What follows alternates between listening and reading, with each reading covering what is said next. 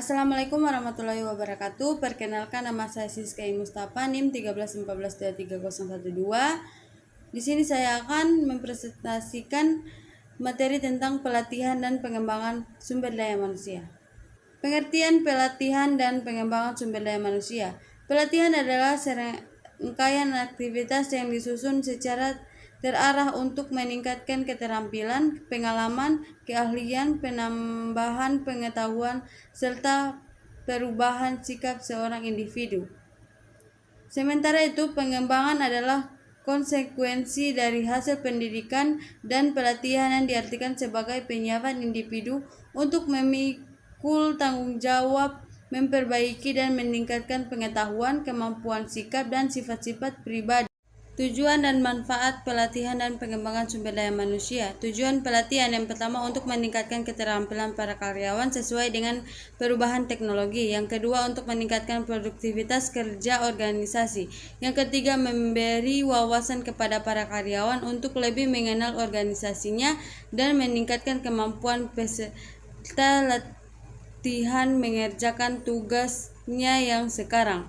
Tujuan pengembangan mewujudkan hubungan yang serasi antara atasan dan bawahan, menyiapkan para manajer yang berkompeten untuk lebih cepat masuk ke tingkat senior atau promosi jabatan. Yang ketiga untuk membantu mengisi lowongan jabatan tertentu. Manfaat pelatihan dan pengembangan. Yang pertama, menemukan potensi karyawan. Yang kedua, mengurangi dan menghilangkan kinerja buruk. Yang ketiga, meningkatkan produktivitas individu dan tim. Yang keempat, memahami tren terbaru. Yang kelima, meningkatkan fleksibilitas kerja. Yang keenam, meningkatkan komitmen karyawan. Dan yang ketujuh, mengurangi turnover dan absensi. Faktor-faktor yang mempengaruhi kebutuhan pelatihan dan pengembangan. Yang pertama, faktor internal. Yang kedua, faktor eksternal. Jenis pelatihan dan pengembangan sumber daya manusia. Yang pertama, skill training atau pelatihan keahlian. Yang kedua, retraining atau pelatihan ulang. Yang ketiga, control function training. Yang keempat, time training. Yang kelima, language training. Yang keenam, teknologi training. Yang ketujuh, creative training. Tahap-tahap pelatihan dan pengembangan sumber daya manusia. Terdapat 3 tahap utama dalam pelatihan dan pengembangan, yakni penentuan kebutuhan pelatihan, desain program pelatihan, evaluasi program pelatihan. Kelemahan pelatihan dan pengembangan sumber daya manusia.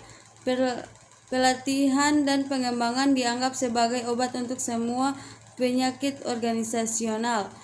Partisipan tidak cukup termotivasi untuk memusatkan perhatian dan komitmen mereka. Sebuah teknologi dianggap dapat diterapkan di semua kelompok dalam simultus dengan keberhasilan yang sama. Kinerja partisipasi tidak dievaluasi begitu karyawan telah kembali ke pekerjaannya. Informasi biaya manfaat untuk mengevaluasi program pelatihan tidak dikumpulkan. Ketidakadaan atau kurangnya dukungan manajemen. Peran utama penyedia atau atasan tidak diakui. Pelatihan tidak akan pernah cukup kuat untuk menghasilkan perbaikan kinerja yang dapat diverifikasi. Sedikit atau tidak ada persiapan untuk tindak lanjut. Kesimpulan, pelatihan dan pengembangan merupakan salah satu solusi terhadap sejumlah problem penurunan kualitas kinerja organisasi atau lembaga dan instansi yang disebabkan oleh penurunan kemampuan dan keusangan keahlian yang dimiliki oleh karyawan atau tenaga kerja. Pelatihan dan pengembangan bukanlah solusi utama yang dapat menyelesaikan semua persoalan organisasi, lembaga atau sebuah instansi. Demikian presentasi dari saya. Bila ada salah kata saya mohon maaf. Wabillahi taufiq wal hidayah. Assalamualaikum warahmatullahi wabarakatuh.